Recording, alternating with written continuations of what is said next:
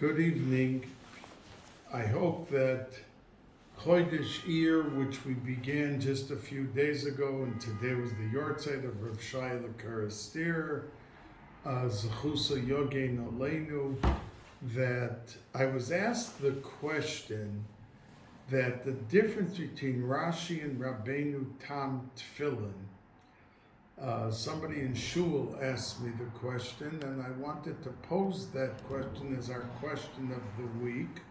And the answer is that the Bnei Yissaschar brings that Rashi Tefillin, it corresponds to the month of Nisan.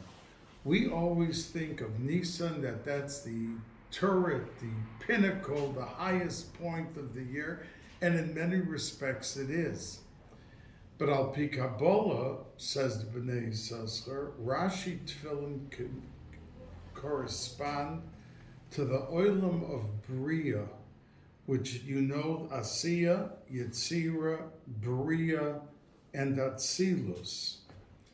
And Rabbeinu Tam Tefillin, he says, corresponds to the month of Iyar and Atzilus, not Bria, which tells you that there is much more of a drenching of Kedusha with Rabbeinu Tam Tefillin, even more so than Rashi Tefillin.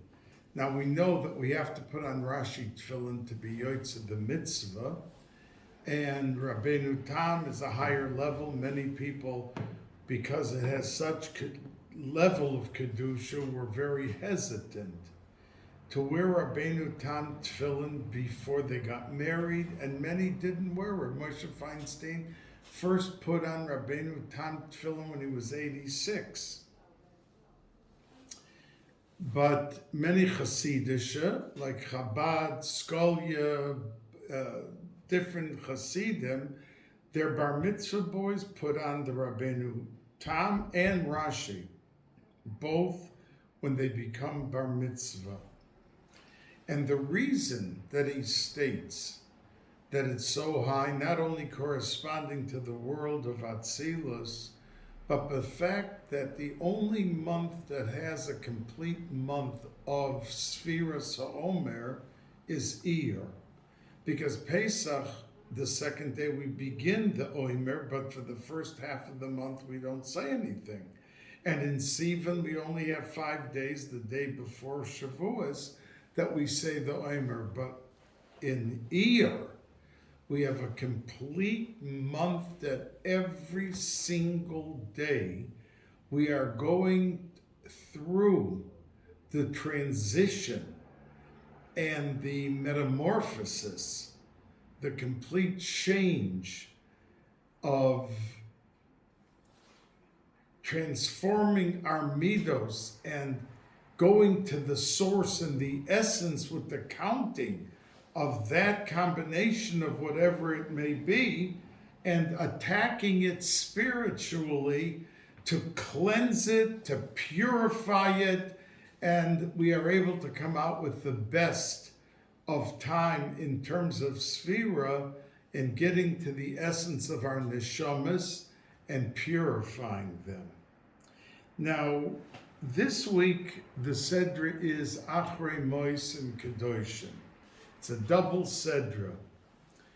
And the famous question is asked that if you look at Acharei Mos, the entire Sedra is devoted to a conversation, to the Psukim, about Yom Kippur and the Kohen Gadol. What he had to do and what he had to bring in the Ketoris and everything about Yom Kippur.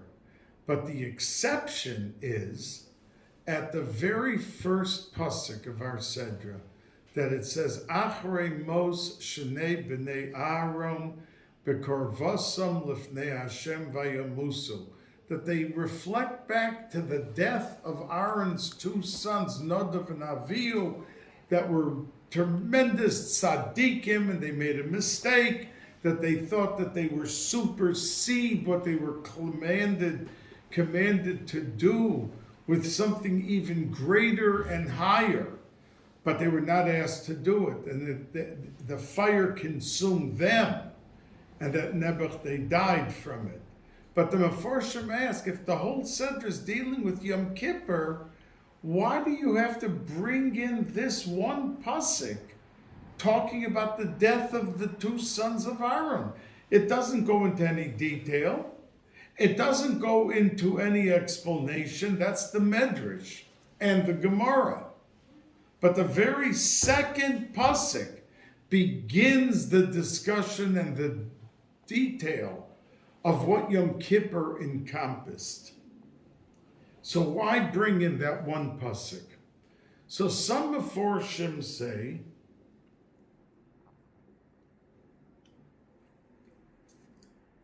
that as Chazal bring, that just like Yom Kippur is mechaper and it's metaher, that you have slicha, you have mechila, you have kapara, you have all of these beautiful things on Yom Kippur, so too, and a person comes out cleansed and purified, so too with misas tzadikim is it a kapara for Klal Yisrael. And we know that many tzaddikim were shown in heaven that there is a pending gezerah against Klal Yisrael, and if they will accept to die, then the pending gezerah will be dispensed with. And they accepted the misa. Not that they were ready to die, not that they deserved to die, but because they were great leaders in tzaddikim and they had a level of love for Klal Yisrael that they didn't want 1,000 or 100,000 or 500 to die. So they gave up their lives. And that's what the Chazal say, why this pasuk about Misas Tzadikim is right. It's a juxtaposition. It's Smichas Haparshios, the two inyonim, teach that both give kapara if there is a kapara that's needed. Now, a kapara for Yom Kippur, once Moshe Rabbeinu was on the mountain, and Hashem said, Salachti kidvarecha, that remained in the essence of time forever. So when we come to Yom Kippur, we got that gift that Moshe Rabbeinu, through his debate and begging HaKadosh Baruch Hu to forgive them, was etched into the essence of time. So we have Yom Kippur as a day that we're going to be cleansed, which is a tremendous gift. But sometimes the kavana or the level of the Yom Kippur of Klal Yisrael is not enough. And we know, for instance, for certain Averas, Yom Kippur, for certain Averas, a person gets sick. And every time he feels pain, he has kaparas avainas. If he accepts it. In other words, if he says, get rid of this, why am I suffering, and why am I in pain, and why this one, then it's not a kapara. But if he accepts it, Rabbanu Shalom, I'm in pain, I hope you take it away, but I accept your gezerah, then it's a kapara for the person. But there are some averas that alone is not enough. And you need Yom Kippur. That Yom Kippur, there's a whole bushel basket of averas that every person has, that it's the day of Yom Kippur, not the sickness that comes, but the day of Yom Kippur that cleanses that neshama. Just the day, the Atzumu Shel Yom, the power of the essence of that day, what it is. And that is the kapara. So that's what the pasuk is telling us, that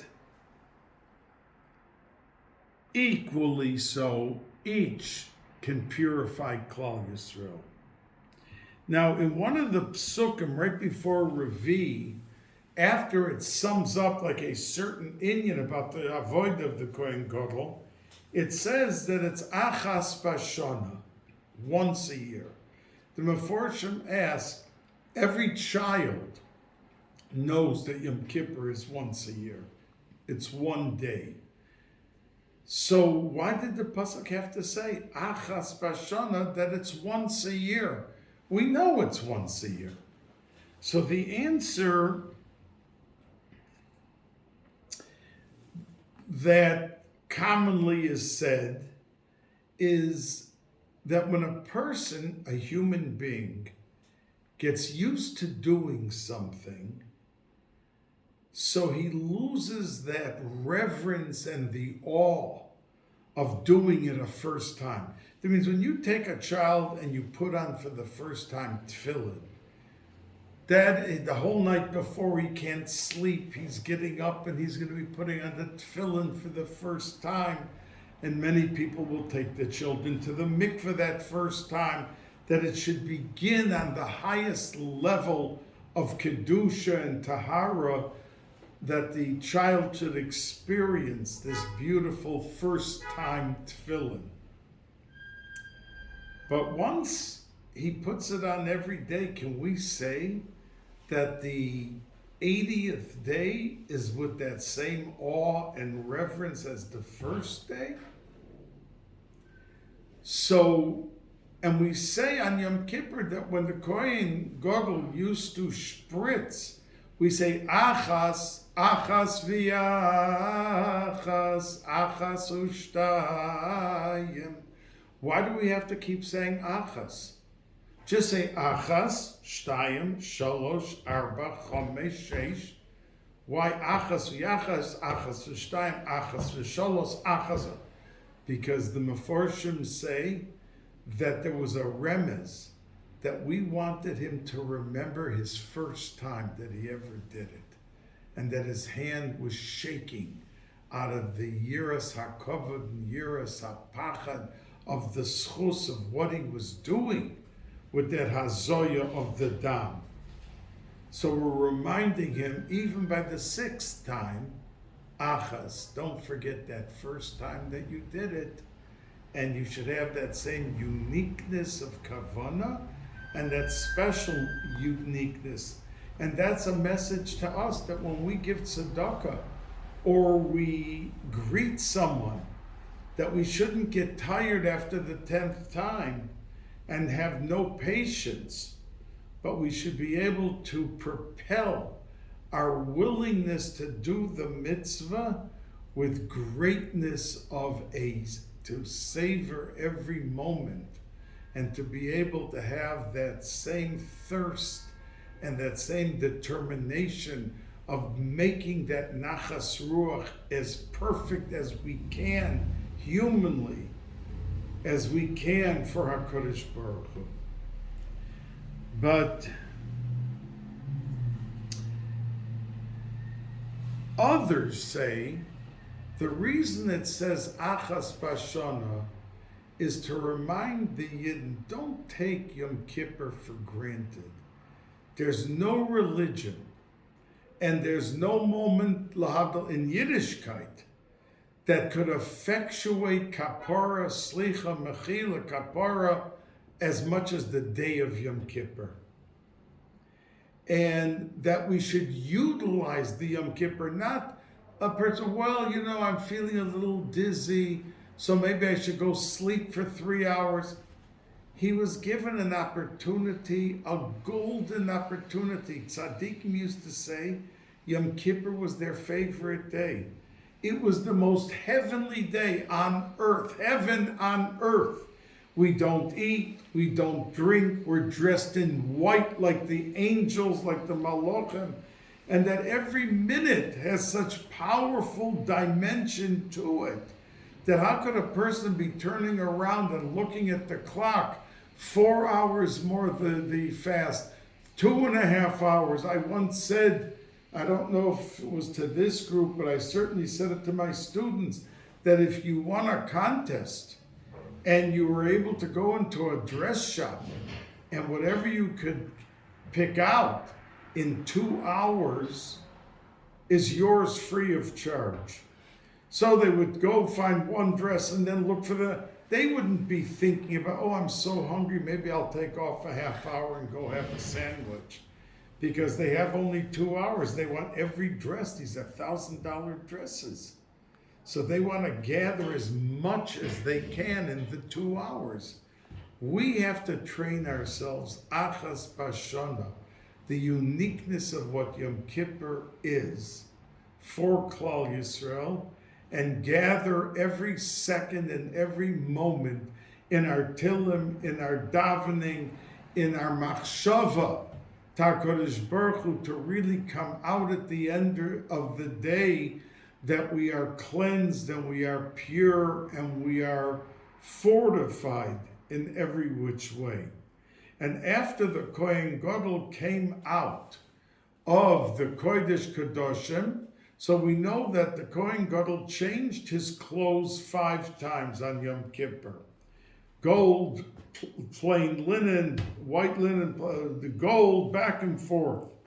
But when he finished in the Acharei-Kedoshim, the pasuk says, "V'hinicham sham," that he changed back clothes, and the clothes that he took off from having been in the Acharei-Kedoshim, v'hinicham sham, the pasuk says Rashi, te'unim geniza, that they had to be buried right there. They were buried. He never used those clothes again. They were buried. And homiletically, what could be said is, because don't forget, there were Kohanim Gedolim that died in the Acharei-Kedoshim. And that's why they tied a rope by their foot to drag them out. Because if they died there, no one was allowed to walk in. How did they take out the dead body? So they used to pull it out with the rope that was tied to his foot. And unfortunately, many of them did die. Because all you had to have was one machshava zara in the Acharei-Kedoshim, one strange foreign thought, and they died. But if he came out and the red thread turned to white, and that was an announcement that there was a kapara for all of the Jews, you can imagine what kind of a feeling of satisfaction that he was able to effectuate his ambassadorial help in his avodah of the day, and he succeeded. Now, a regular human being would have come out and felt, look, I'm at least entitled to a big thank you. I'm entitled to a big yasher koyach. Look what I did. And they did make a big party for him, as we say on Yom Kippur in the davening. Ma nedar pnei kohen gadol b'tzeiso min hakodesh. But as far as he was concerned, all of that accomplishment and ego or whatever was there, v'hinicham sham, he had to leave it over and not think about what was accomplished, but what has to be accomplished for the future. And he went to Klal Yisrael with a feeling of simplicity. He left over, he buried it there, he buried the achievement, and there was no discussion about it. And he came back to the people, and they danced, and they had a seuda, and everything. But for he himself, he didn't want that pat on his back. And unfortunately, many people who do every day of their lives, Torah and mitzvahs, they're busy always patting themselves on the back. You know, I have this fault and I do this, but look at the Jews in Texas. I keep kosher and I keep Shabbos. Look how many of them don't. So he's busy patting himself on the. Those who think of their own achievement in a daily routine like that never grow. Because they're always looking at, well, at least I'm doing this, at least I'm doing that. Look how many Yidden are not doing that.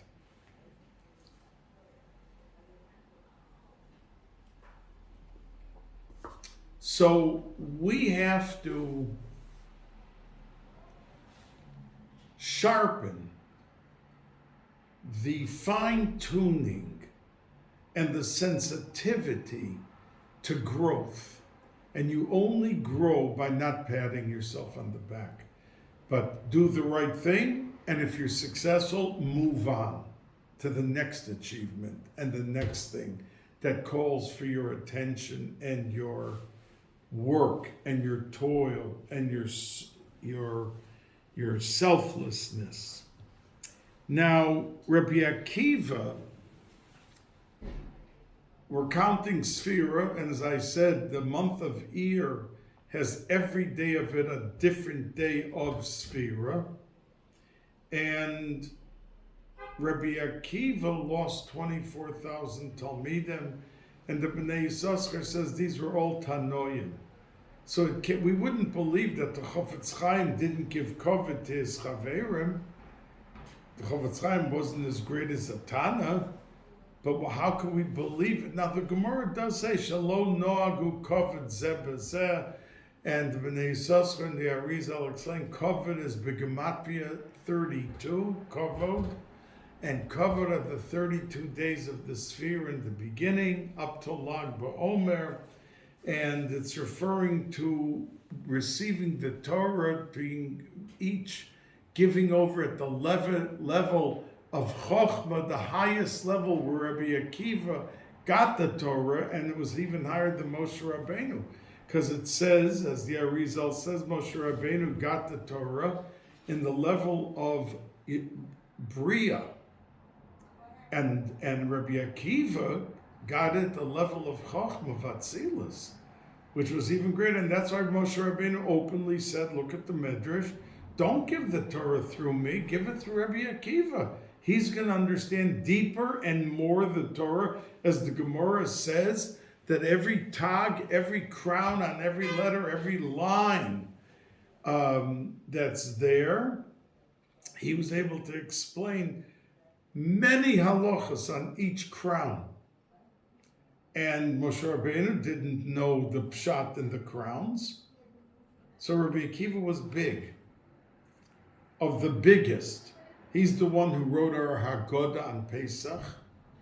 He, according to most, not everyone, but according to most, he was the one who wrote Hodu Lashem Ki Tov Ki Li'olam Chazdo Li'osei Neflos Gedolos. He wrote that 26 stanzas Keneged the Yud Kei Vav Kei. He did many things, Rabbi Akiva, in his lifetime. The point I want to point out to you is that he said in next week's Sedra, which is being laid this week, because it's double Sedra, V'yohavta l'reacha kamocha. So the Meforshim ask, why did he have to say the word kamocha? Just say V'yohavta l'reacha. Love your fellow man. What do you mean kamocha? Like you love yourself. Because, and the Meforshim say this, that when a person looks in the mirror, he sees the good in himself. He looks at his appearance. Okay, I'm not the Rock Hudson. I'm not the most handsome guy in the world, but I'm not bad looking. And Baruch Hashem, yesterday I did chesed for 2 hours, and I learned the Blat Gemara, so not bad. What about all the chesroinus that he has? He's not a fool. He knows that he was on the telephone for 20 minutes talking Lashon Hara about somebody, and he got up and missed that day, Zman Krishma. He threw out the window a diaraisa of Zman Krishma, and he knew he was doing wrong, but he wanted to sleep. If he had to catch a plane, he would have listened to that alarm clock, because he doesn't want to miss the plane. But how about a diaraisa of Krishma that he doesn't put on the alarm clock for? So there's a whole bushel basket of chesroinus and shortcoming, which he is guilty of, but he doesn't see that in the mirror. He sees the good that he does, and that's really how we can live with ourselves. Because if we were always thinking about the bad and our shortcomings, we couldn't pull through the day. We would feel so inadequate and so guilty and so shortcoming that we couldn't survive. So that's why it says kamocha. V'yahavta l'reacha, love your neighbor, kamocha, like you look at yourself, seeing all the good and all the plus and all the positivity in you to be able to project yourself with a little bit of confidence and independence. So don't look at your friend, yeah, he does this and that, but look at all that. Look at Kamocha, like you look and accentuate all the good. Kamocha, you accentuate your good and what you do. Now, we learn up that Rabbi Akiva, after this 24,000 Talmidim, and by the way, the Arizal, when he passed the mountain where Rabbi Akiva is buried on top in Tveria, he said no one should build a house or have a business on that mountain, because he looked at the mountain and he saw all 24,000 Talmidim buried on that mountain. And that's a very big, steep mountain. For those of you who have been there in Yisrael to Tveria, you know that you go up a little bit on the mountain, but it's on the side where the Rambam's buried in the Acharei-Kedoshim and Rabbi Yochanan ben Zakkai, in that small little cemetery of Tzadikim Gemurim. The Acharei-Kedoshim is there. So he lost 24,000 Talmidim. What do you think you and I and many others would have done at that point? They would have said 20, think, in Lakewood they have 5,000 or 6,000 Talmidim. Mir in Eretz 7,000 Talmidim. This was 24,000 Talmidim. So imagine, and they were all gone from Pesach until Lag BaOmer. Most people were throwing up their hands. Okay, HaKadosh Baruch Hu, if this is what you want, this is my life's work. And they all died. I'm retiring. Or he'd be moping in bed, withering away the day. They'd go crazy. Look at the loss, what happened. What did Rabbi Akiva do? He saw the positive. There were 5 Talmidim that survived. And he took the Talmidim southward, and he rebuilt Klal Yisrael from those 5 Talmidim. Which means in the biggest moment of disaster and the biggest moment of failure in most people's eyes,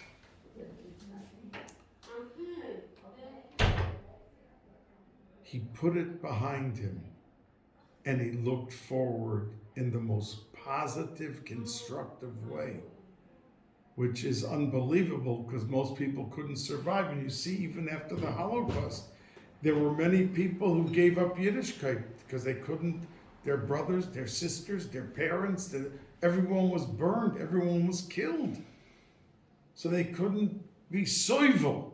And we can't judge them, chas v'sholom, because no one should ever have to go through such a test of faith like the people of the Holocaust had to go through. But there were others who were able to pick themselves up from the ashes, and they were able to say, what happened, happened, and I'm going to Eretz Yisrael or to America, and we're going to start fresh, which took an unbelievable amount of strength and koyach to survive the moment. But they did it and went on to have families and grandchildren and businesses, and they rebuilt their lives.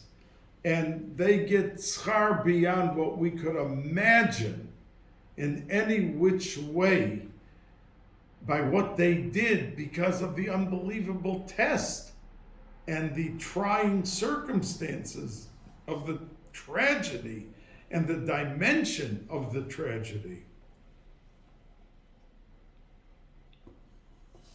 And we indeed see that the Gemara says that right after the Churban, that Rabbi Akiva was standing near the Makom HaMikdash with his Chaverim, other Tanoim, and a fox came out of the Acharei-Kedoshim. So all the Chaverim began to wail and to cry, look, we used to have a Kohen Gadol, and we had the Harabayas and the Bais Hamikdash and the Acharei-Kedoshim, and now a fox is walking out. They cried bitterly, but Rabbi Akiva laughed. So they altered, the Gemara says, they turned to him and said, what are you laughing about? So he said, I'll tell you why I'm laughing. Because the Navi said two things. There's going to be a terrible churban, like we are witnessing, but there's going to be also a tremendous geula.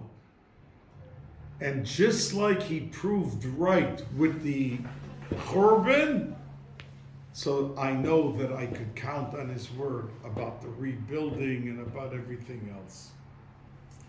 So he laughed because he saw in it the good.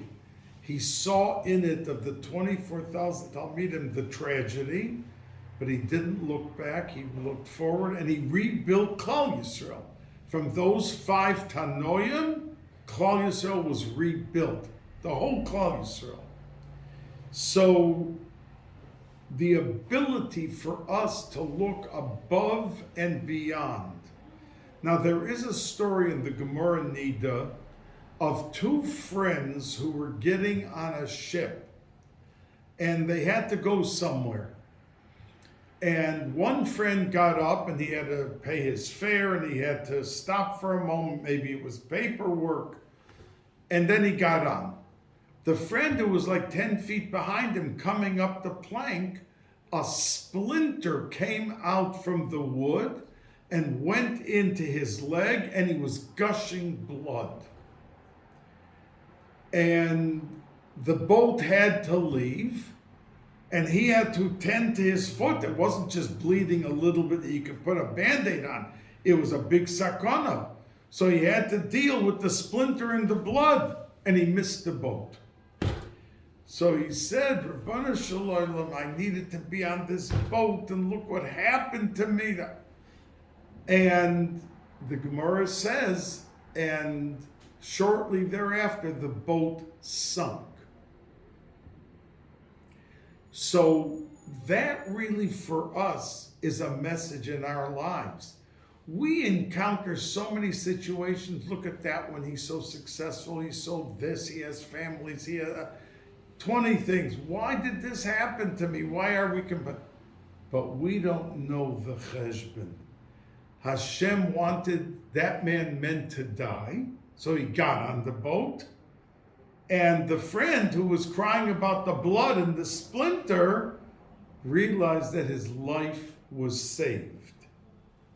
And we have to look at problems that we encounter and challenges that we have in life, that we never know the other side of the story.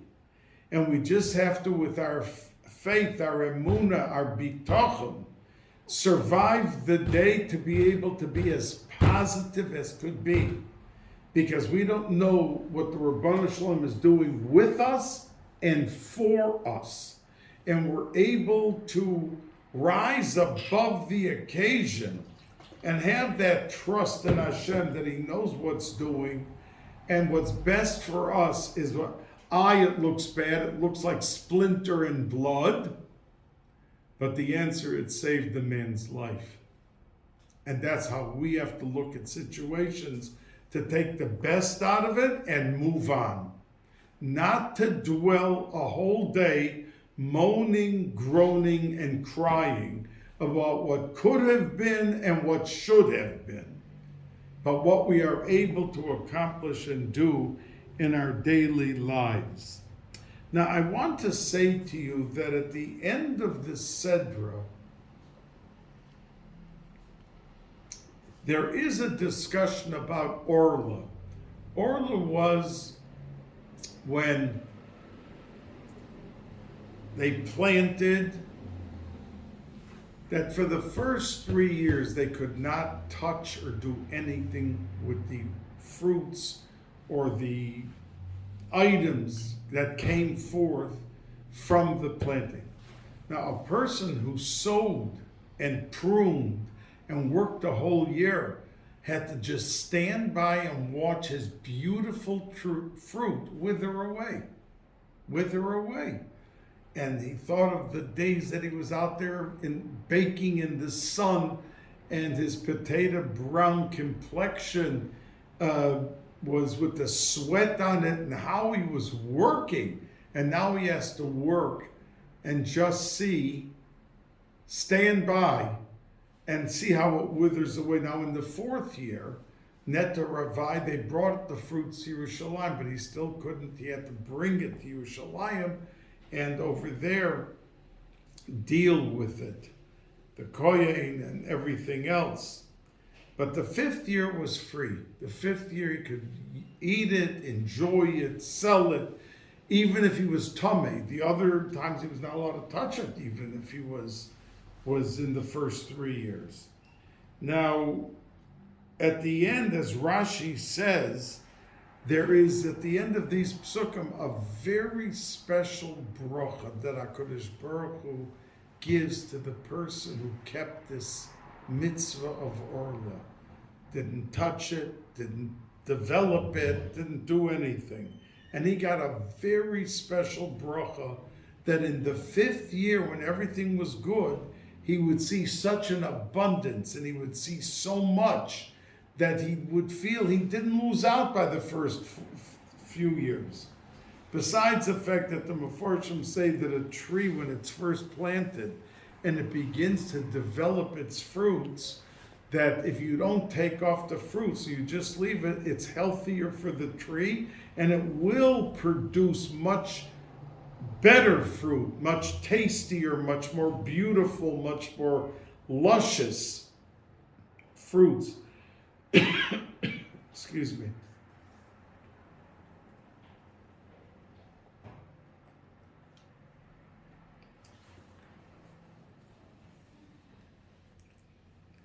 But there's a very interesting point that the Mekubolim bring out, because it says in those Svarim that the first 3 years was Keneged, Asiya, Yetzira, and Bria.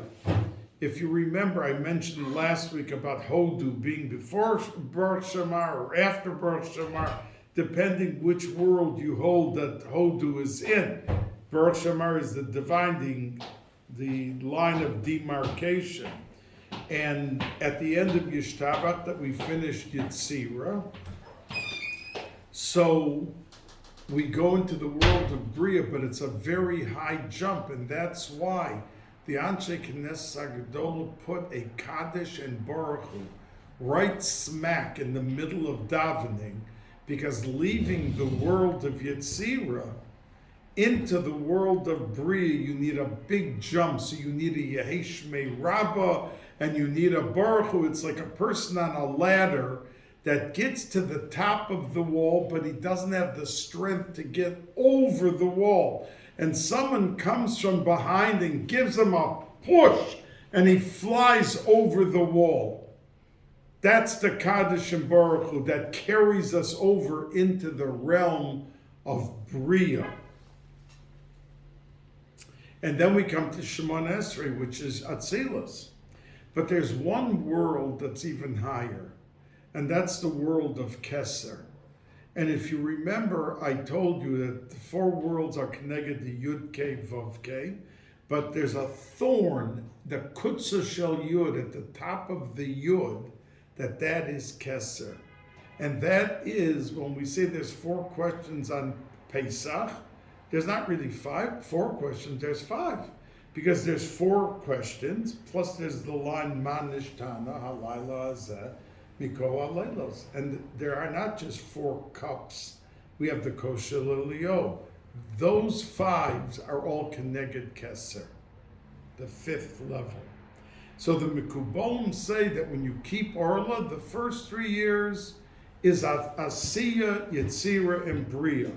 Neta Ravai, the 4th year, Hashana Haravias, is Keneged Atzilus. And when it becomes mutter for everybody to eat and to use it, and even the Tomei could touch it and everything, that's Keneged Keser. So the Mefarshim and the Mekubalim all ask, it should be the opposite. That when a person could eat, human beings are eating and they're enjoying the fruit, that shouldn't be Keser, that should be Asiyah. And then you go up to the Neta Ravai, to the Revi, to the Shana HaRavias, and that should be Yitzira. And then you come into the 3 years of Orla, that a Tomei is not allowed to touch it, you're not allowed to this, that should be the holier ones. That should be the Bria, the Atzilus, and the Keser. It should be the opposite. So they answer a very astounding answer, that if a person internalizes this answer, he can go through the whole Olam Hazeh in a different frame of mind and in a different actuality. Because they answer and say, yes, the 3 years of Orla is above this world, beyond this world. No one can touch it. A Tomei can't come near. You can't eat it. You can't. It's like holy of holies. And Revi, it goes up, but still it's not edible. It's not edible where you live. You have to take it to Yerushalayim. But the 5th year, that's the purpose of the whole world, that a human being should make a bracha on a fruit. And that's even higher than never touching it while it's Orla. It's higher that a human being with his machshava, diber, and maisa could forge and thrive heavenward completely. That means he can make such a nachas ruach that by not touching the fruit of Orla does not do for HaKadosh Baruch Hu, like this will do for HaKadosh Baruch Hu. Which means our diber, how we speak to people, how we daven, how we make a bracha, how we deal with people. And that means even the mundane of the mundane, in dealing with other people. And being married, is it an institution of Kedusha or is it an institution of pure Taiva? That tells you that you can take every aspect of Olam Hazeh and you can run with it, proud and happy. Just your kavanah should be proper, and we should do it l'shem shamayim, and then you can enjoy the whole word. You can have a steak every day, because you're making a bracha rishona, you're making a bracha achrona, and you're thinking for 30 seconds before, Rabbanu Shalom, this is for me to have the proper koyach and the proper strength to serve you. And he's eating it l'shem shamayim, not just indulging. So that is an unbelievable statement by the Mekubalim, that the year when it becomes down, usable and permissible in Olam Hazeh, the highest of everything, Keneged the Olam HaKeser. Now,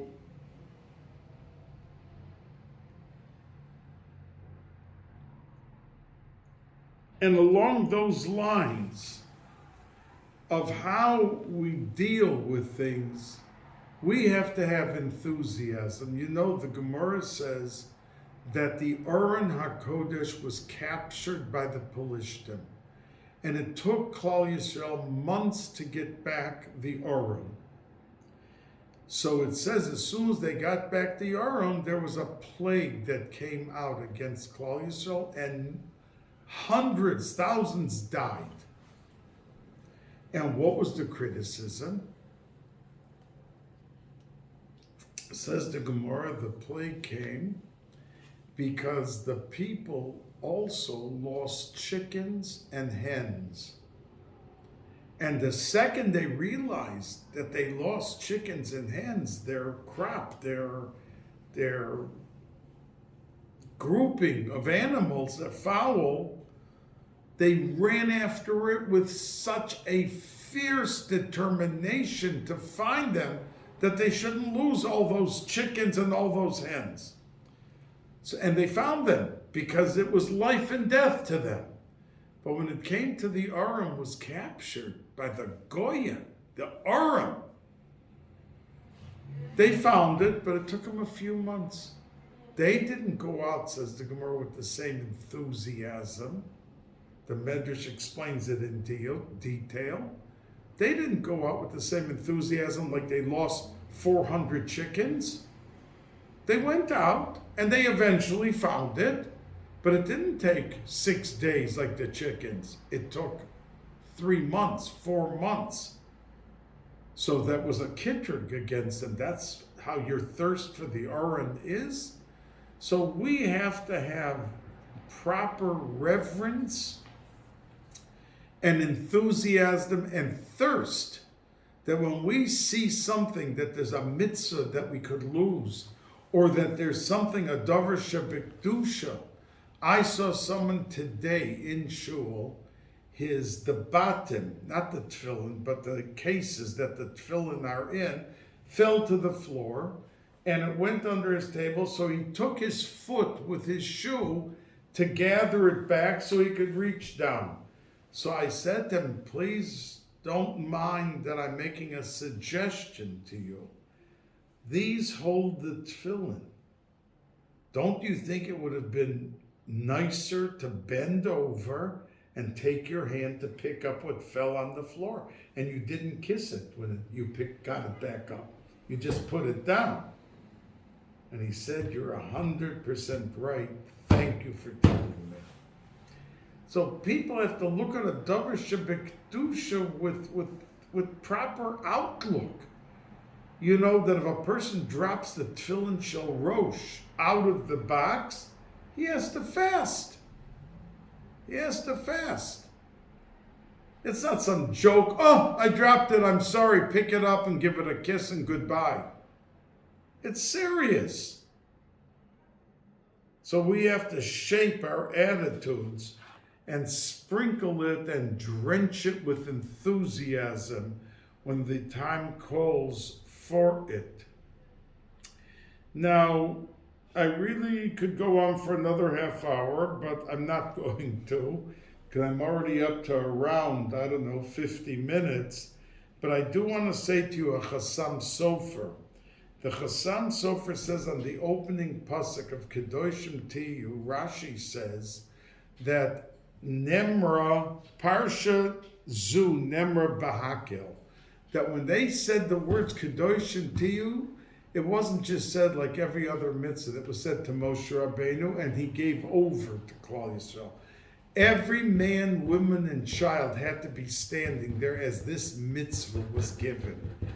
It was Bahakil. So the Chassam Sofer says, why? All the other mitzvahs are with the same mitzvahs, they're part of Taryag mitzvahs, and nothing had to be said with Hakel. But this mitzvah had to be said with Hakel, with all the Yidden there, men, women, and children. So we know there's a famous difference of opinion on the words Kedoshim to between Rashi and the Ramban. Rashi says that it's simply have a Zohir Ba'aroyos, that Kedoshim Tiyu, be holy, simply means saintliness achieved by purity. That you're not allowed to marry your sister. It means in terms of human relationships and how you act in that arena of Kedusha, that's what makes you holy or not holy. But the Ramban disagrees. And he says when it says Kedoshim Tiyu, it means that in our daily lives, that you cannot be a novel b'shus haTorah. That if a person makes a bracha and he eats a steak, so he's doing it to be well, to be healthy, to be strong. But if he eats a second, and then a third, and then a fourth steak, that's called gluttonness. It's mutter. No one could say it's not. It's a glatt kosher steak. But in his hanhaga of how he's behaving in Olam Hazeh, within the realm of being mutter. Novel, he's a novel, this says the Ramban, a novel, despicable, but birshus haTorah. In other words, that's mutter. He could say to somebody, show me where it's also for me to eat 4 steaks in one setting. So that's the difference of opinion of Rashi and the Ramban. Now, the Chassam Sofer says that the reason that it had to be said with everyone there is because, according to both Pshatim, let's take Rashi first, that you have to be Prushim, you think you have to be Prushim. That means like monks that go on top of a mountain, they never touch a woman that we know about. You know, who knows what's going on behind scenes, but the idea is that they profess that you have to abstain, they have to take a vow of poverty, you're not allowed to enjoy any luxury. We hold the opposite. A man and woman in the sanctity of their home have relationship which is under the category of Kedusha and Tahara. And even though they enjoy, but it's Kedusha and Tahara, when we eat, our sudas, our lunch, our breakfast, the bracha in the beginning, the bracha at the end, and the 30 seconds dedicating it to HaKadosh Baruch Hu, it's pure Kedusha. We're being mala all of the nitzotzes, the neshamas that's in the food, and the food is packed with neshamas, as the Arizal says, and delineates which neshamas go into what type of fruits. The tzaddikim into the fish, the rishoyim into the vegetable. He gives a whole list of what it is.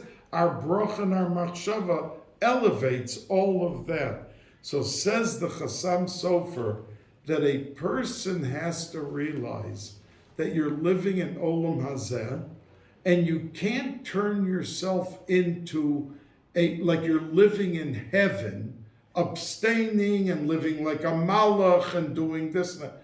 You have to live as a human being. How do you know you have to live as a human being? Because Kedoshim to you was said Bahakel, with every single Jew listening.